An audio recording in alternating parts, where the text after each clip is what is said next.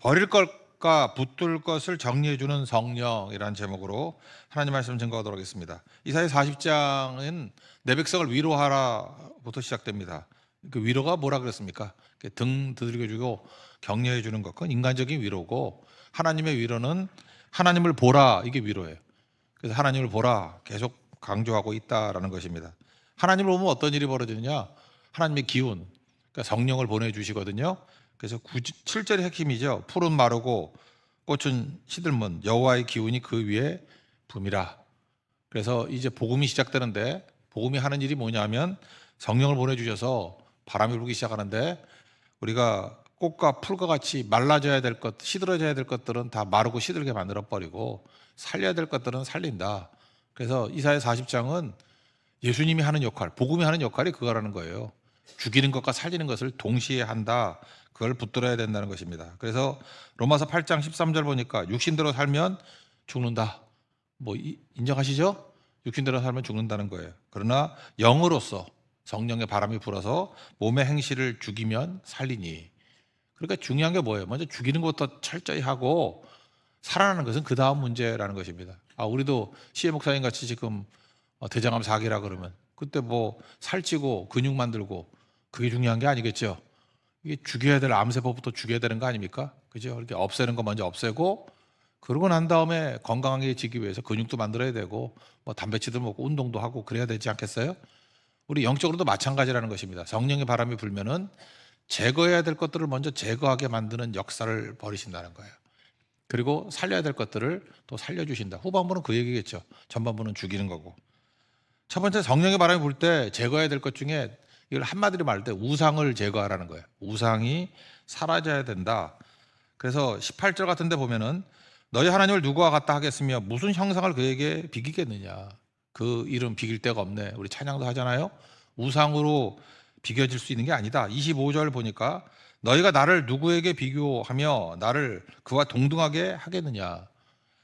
그러니까 우상 만든다는 목적이 무엇입니까? 형상 만드는 이유가 뭐죠? 우리 십계명에도 나오지만 나를 위해서, 자기를 위해서. 그러니까 우상의 목적은 뭐냐 하면 내가 욕심을 가졌다. 우리 인간은 그렇게 말 안 해요. 우상을 만들어 놓고 우상을 섬기는 형태를 통해서 내 욕심을 채우는 거라고. 내가 돈 좋아한다. 그렇게 잘 얘기 안 해요. 나는 돈신을 믿음으로 말미암아 돈신이 나에게 돈을 줬다.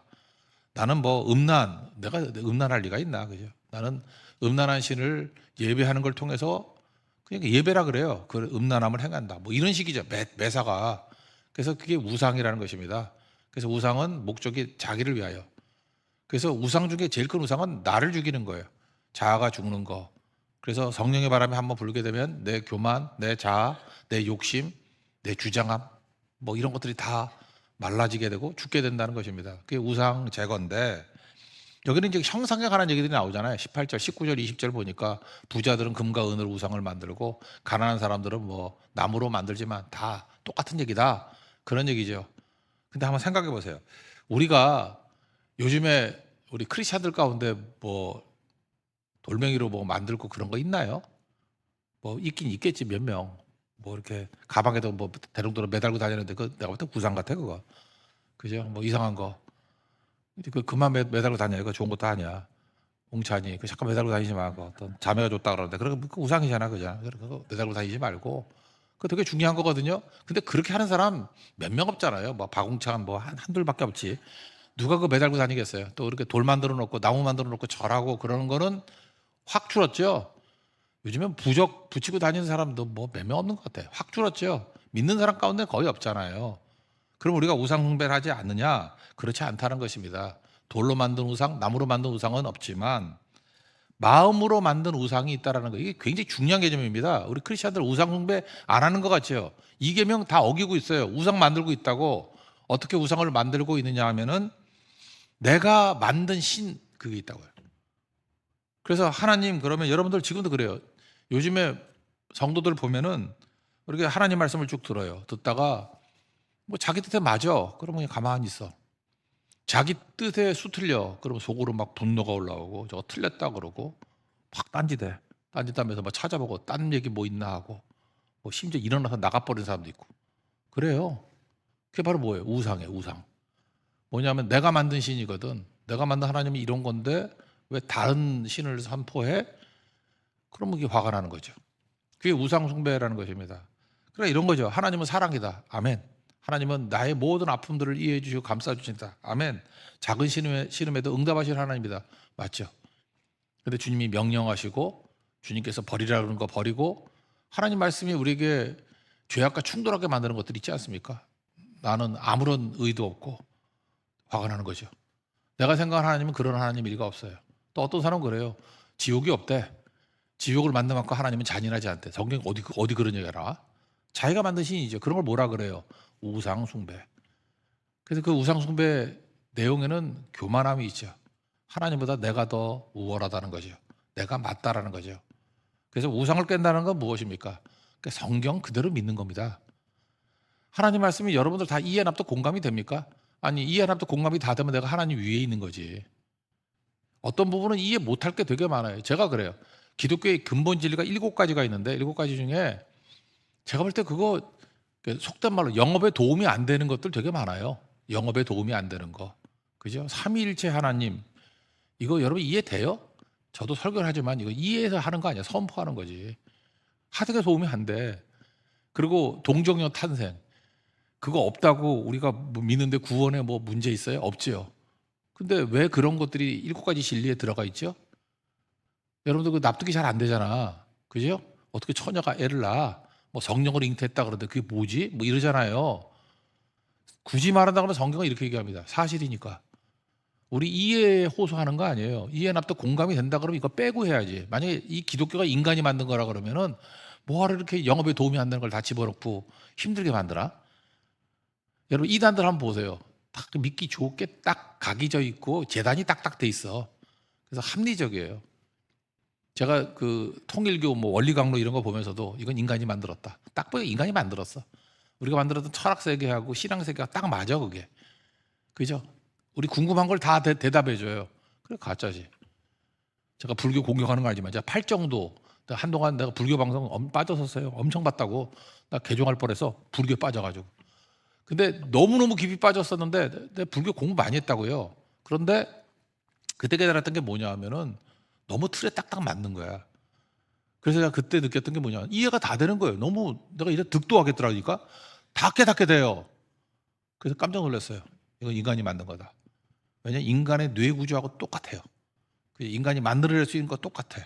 그리고 대답할 수 없는 것들은 그냥 억겁으로 밀어버리고 그죠? 시간에 무한대로 밀어버리고 윤회로 밀어버리고 저는 그래서 거기서 정신 차렸어요. 아 이건 아니다. 이건 인간이 만든 거다. 인간의 철학 체계일 뿐이다. 여러분 똑똑한 사람들 얘기할 때 보면은 인간의 철학 체계는 다 인간이 만든 냄새가 난다고. 그죠? 그러니까 우리가 지금 만드는 우상이라는 게 뭐냐 하면은 바로 이런 거예요. 인간의 이성과 자기가 이해 납득 공감되는 것만 받아들이고 아닌 거는 거절하는 거. 그런데요. 성령의 바람이 한번 확 불잖아요. 그게 사라져요. 내 이성으로 판단하는 거, 내가 이해 납득 공감하는 거 믿겠다라는 것들이 다 말라지고 시들어지고 그다음에 내가 이해 납득 공감 못하는 것들에 대해서 이런 기도가 나와요. 주님 믿음을 주십시오. 그리고 믿습니다. 그리고 믿음 가지고 행동하는데 삶에서 그게 증명이 되기 시작하는 거예요. 그리고 이해가 되기 시작하는 거예요. 내가 연구했을 때 이해 못했었는데 믿고 순종하다 보니까 아 이런 거였구나. 믿음에서 믿음으로가 이런 거였구나. 영광의 영광이 이런 거였구나. 그냥 이렇게 깨닫게 되는 거예요. 그게 우상 제거하는 겁니다. 성령께서 여러분들에게 그런 우상, 교만, 자아 이런 것들이 다 사라지게 만드는 하나님의 놀라운 능력 역사를 체험하는 종 되기를 바랍니다. 그래서 하나님을 뭐라 그래요? 비교할 수 없는 분이라고 그러잖아요. 왜 비교할 수 없는 하나님이 우리에게 큰 능력이 되느냐면 이 세상의 모든 것들은 다 비교하는 겁니다. 여러분 사는 게 힘든 게 뭐예요? 맨날 친구 만나는 거 힘들죠. 뭐 말을 안 하지만 너 얼마 버냐? 뭐 직장 어디 다니냐? 그래 사람 만나기 싫어하잖아요, 그죠? 맨날 그러고 뭐 결혼했냐? 애는 어떠냐? 이제 또 조금 지나면 또 아이 갖고 또 하죠. 가는 곳마다 애는 어느 학교 다니느냐? 좀 좋은 학교 다니면 어깨 힘들어가고 아니라 그러면 뭐 묻지 마 이러고. 정말 힘들어해요. 그러니까 뭐예요? 전부 다 비교하는 세상 속에 살아가니까 우리는 알게 모르게 압박이고 결국 기도 자체도 그냥 비교 잘할 수 있도록 해달라고 그 정도 그게 기도입니까 그게? 욕심으로 구하는 거지. 그래서 비교할 수 없는 하나님을 만나야 돼요. 비교할 수 없는 하나님을 만나면 이 비교하는 세상에서 우리가 벗어날 수 있습니다. 그리고 흔들리지 않고 능력 가운데 살 수 있다라는 거예요. 오늘도 그 하나님 만나십시오. 그러면 여러분 비교의식, 경쟁의식, 시기심 이런 것들이 다 말라지게 되고 없어지게 된다는 거예요. 저는 이런 경험했던 게 제가 직접 경험은 아니었는데 이거 나왔을 때 경험이 너무 짜릿해서 한 6, 7년 더 됐나? 옥탑방 반빨래 이야기. 저는 너무 가슴이 와닿더라고. 10년 더 된 것 같다. 예. 그때 그 일간지에 한번 나왔던 내용이 나오고 이거 요즘에 그 연극으로도 하는 것 같아요. 예. 그래서 반빨래, 뭐 옥탑방인가 뭐 그렇게 제목을 나왔는데 기자가 물었습니다. 이분은 뭐 부자가 아니에요. 그리고 옥탑방 꼭대기 옥탑방에 살아보셨어요? 예, 옥탑방 저도 한 1년 정도 살아봤는데 햇볕 내리쬐가지고 더워 죽어요. 알아요? 그리고 뭐 겨울에 바람 불면은 막 막힌 데가 없잖아. 바람도 막 들어오고. 옥탑방이 그런 데거든. 그러니까 사실은 반지하도 곰팡이 있어가지고 힘들다 그러지만 옥탑방도 만만치 않아요. 되게 힘든 거라고. 근데 결혼해서 아이들 있는 아줌마가 옥탑방에 산다는 게 행복할 리가 있나? 그저 이렇게 불행한데 어떤 기자가 가서 옥탑방 돌아다니다가 이렇게 인터뷰를 했어요. 언제가 가장 행복합니까? 그랬더니 별 보면서 우리 가족들의 빨래를 빨랫줄에 넣을 때 너무너무 기쁘대요. 이게 남편의 내복이구나. 이게 아이의 겉옷이구나. 뭐 딸의 셔츠구나. 너무너무 행복하다라는 거예요. 그리고 밤에 하늘을 볼 때 정도 넘어지는데 여호와를 앙망하는 자는 새 힘을 얻고 독수리가 날개치며 올라간 같이 올라가게 될 것이다. 여기서 여호와를 앙망하는 자 다시 처음이죠. 위로가 뭐예요? 하나님 바라보라는 거죠. 하나님 바라볼 때 새 힘을 얻어요. 왜 이게 위로가 될 수 있죠? 하나님 바라보면 새 힘을 주신다는 거예요. 새 힘은 뭡니까? 하나님의 힘이에요. 인간 힘이 아니에요. 여기서 새롭다라는 게 그냥 something new가 아니라 하나님의 힘이라는 거예요. 성령의 힘이라고요. 하나님 바라보면 하나님의 힘을 주신다. 그게 새 힘이라고요. 그래서 새 힘을 경험하는 게 우리의 모습이 돼야 된다는 것입니다. 이사야 43장 18절 19절 보면 뒤에 넘어 나오는데 이전 일을 기억하지 말며 옛적 일을 생각하지 말라. 이게 다 인간적인 거기 때문에 내가 새 일을 행하리니 이게 뭐예요? 하나님의 일이에요. 성령의 일이라고. 성령께서 일하게 되면은 우리가 알지 못하는 일들, 우리 경험을 뛰어넘는 일들이 벌어지게 된다는 것입니다. 광야의 길을 사막에 강을 내리니. 이게 성령 바라봐야 돼요. 하나님 바라보게 돼 성령의 바람이 불면 이런 일들이 나타나게 된다는 것입니다. 여러분 우리 맨날 피곤하죠. 피곤한 이유가 뭐예요? 새 힘 얻지 못했기 때문에 그래요. 내 힘 갖고 살라니까 피곤하죠. 우리 한계가 있잖아요. 그리고 항상 넘어지게 된다는 것입니다. 새 힘은요 저주를 푸는 힘이 있습니다. 그래서 예수님께서 새 힘 가지고 성령 기름부터 부어주는 새 힘 가지고 일하셨죠. 그랬더니 어떤 일을 해요? 질병 고치고 병든 자 고치고 또 귀신 들린 사람들 다 쫓아내 버렸죠. 이유가 뭐예요? 저주가 물러가게 된다는 거예요.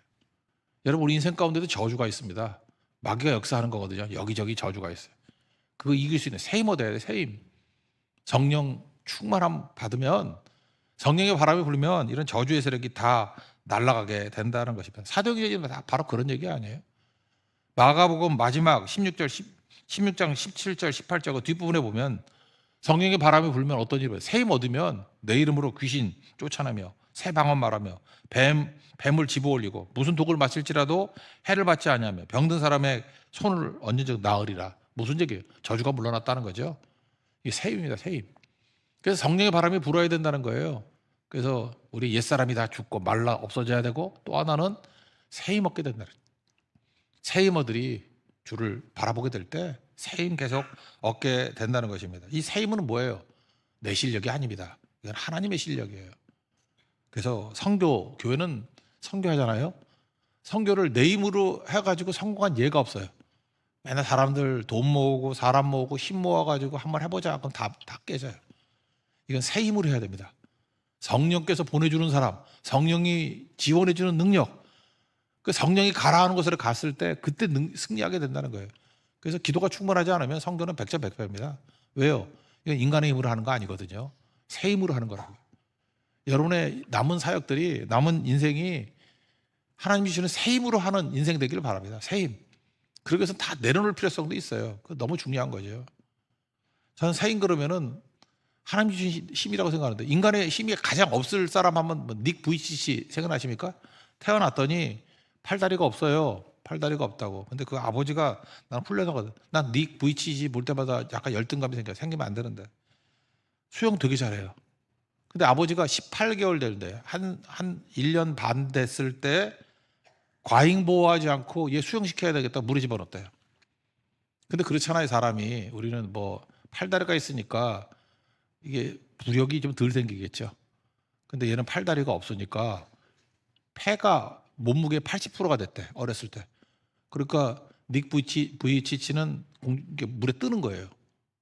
뜨고 왼쪽 다리가 있긴 있어요. 조그맣게 발가락 2개 있는 조그만 다리가 있대. 근데 걔는 그걸 너무 짧아가지고 닭다리라고 불렀어.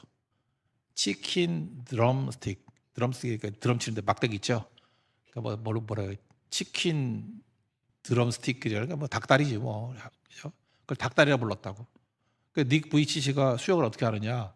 그냥 떠요. 팔다리가 없으니까 그냥 떠. 여러분도 실험해 보려고 하면 잘라보세요. 그럼 떠요. 예.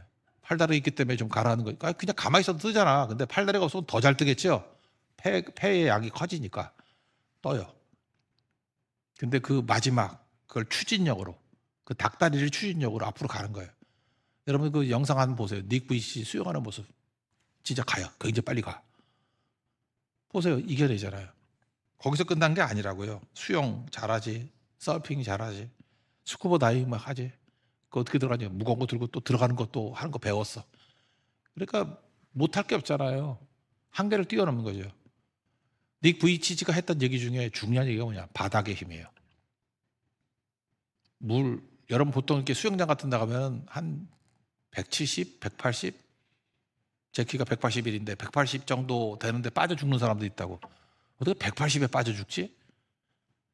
이유는 그렇잖아요. 이거 뭐 코만 넘어가도 숨 못 쉬잖아요.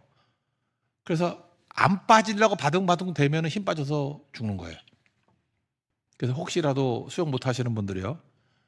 그냥 빠지세요. 그러면 김문희 권사님도 조금만 내려가면 바닥이야. 그죠? 그냥 힘 빼고 빠지세요. 그러면 쭉 내려갈 거 아니에요. 그러면 바닥이야. 바닥에서 탁 치고 올라오면 돼요. 바다에서는 안 되고 수영장에서는 돼요.